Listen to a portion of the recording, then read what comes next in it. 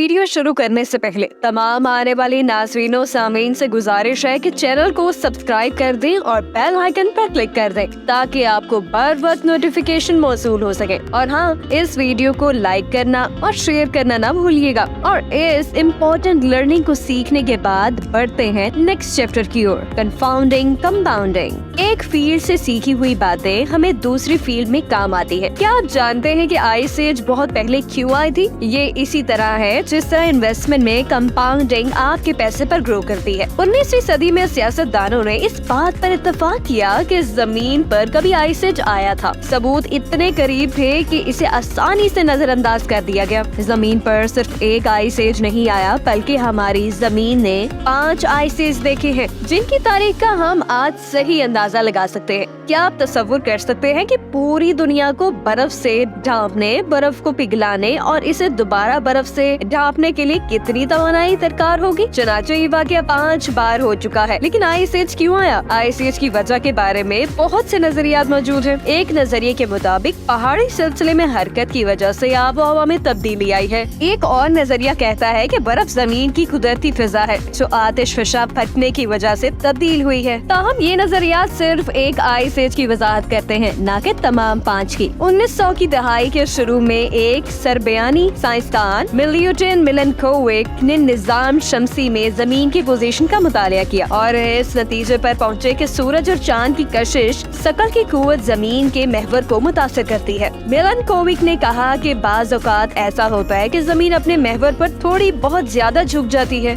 जिसकी वजह से इसे मामूल से ज्यादा जमीन की निस्फ करा में होने वाली तब्दीली की वजह से शदीद सर्दी पड़ी, जिसकी वजह से पूरी जमीन बर्फ की मोटी चादर से ढक गई। रूस के माहिर मौसमियात व्लादिमीर कोपन ने इस थ्योरी में एक शर्त का इजाफा किया है। इसका कहना था कि गैर मामूली झुकाव की वजह से गर्मी के मौसम में भी जमीन सर्द पड़ गई थी। ये ऐसी गर्मी थी जिसमें इतनी गर्मी नहीं होती कि पूरी तरह बर्फ को पिघला सके। मौसम गर्मा के बाद भी जमीन के कुछ हिस्से बर्फ से ढके रहे, जिसकी वजह से आने वाले मौसम सरमा में भी बर्फ को टिके रहने में आसानी हुई। साल दर साल बर्फ पर बर्फ की तहें जमा होती रही, यहाँ तक कि पूरी जमीन बर्फ से ढक गई और इस तरह आइस एज आया। आपने देखा कि कंपाउंडिंग का तस्वुर भी इसी तरह का ही होता है। फर्ज करें कि आपने अपनी सालाना तनख्वाह का 10% इंडेक्स फंड में जमा करना शुरू कर दिया है और आपकी सालाना शरह सूद 10% है, तो अगले साल आपकी तनख्वाह का 10% इंटरेस्ट रेट के साथ होगा। फिर आप 2022 तक अपनी तनख्वाह का 10% जमा करवाते रहें। हर साल आप 10% का इजाफा कर रहे हैं और हर साल आपको 10% शरह सूद में भी इजाफा होता जा रहा है। अगर आपने ये रकम अगले 10 साल तक नहीं निकाली तो आप करोड़पति बन जाएंगे। आइस एज भी बर्फ की जमा होने की वजह से आहिस्ता आहिस्ता आया। कंपाउंडिंग ऑफ इंटरेस्ट का मफहूम भी यही है, आहिस्ता आहिस्ता पैसा जमा करना। क्या आप जानते हैं कि वॉरेन बफेट सिर्फ 10 साल की उम्र से ही सालाना कारी कर रहे थे। इसने अपने सूद की रकम कभी नहीं निकाली। इसने ये रकम कई सालों तक जमा होने दी और जब वो 89 साल का हुआ तो इसके पास 84.5 बिलियन डॉलर थे। ये इनके नज़्म-ओ-ज़ब्त और 8 दहाइयों की कंपाउंडिंग का नतीजा था। अगर आप हिसाब करें तो वॉरेन बफेट ने अपनी 50वीं सालगिरह के फौरन बाद 84.5 बिलियन डॉलर कमाए। ये सब कंपाउंडिंग की पावर का कमाल है। इस इक्वेशन के बारे में सोचें, 8 को अगर 8 बार जमा किया जाए तो 72 ये जोड़ है। लेकिन जब आप 8 को 8 से ही 9 बार ज़रब दें तो क्या होगा? 1,345,2,70,728 बनता है। क्या आप फर्क देखते हैं? वॉरेन जब 20 या 30 साल का था तो इसने अपना पैसा इस तरह खर्च नहीं किया और इसने 60 या 70 साल की उम्र तक इन्वेस्टिंग करना बंद नहीं किया। वो मुसलसल इन्वेस्टिंग करता रहे। इसने 25 साल तक रकम जमा की। वॉरेन की दौलत पर कई किताबें भी लिखी गई हैं। फिर से बता दूं कि इनके पास 84.5 बिलियन डॉलर थे। इसने 10 साल की उम्र में इन्वेस्टिंग शुरू की और 89 साल की उम्र तक जारी रखी।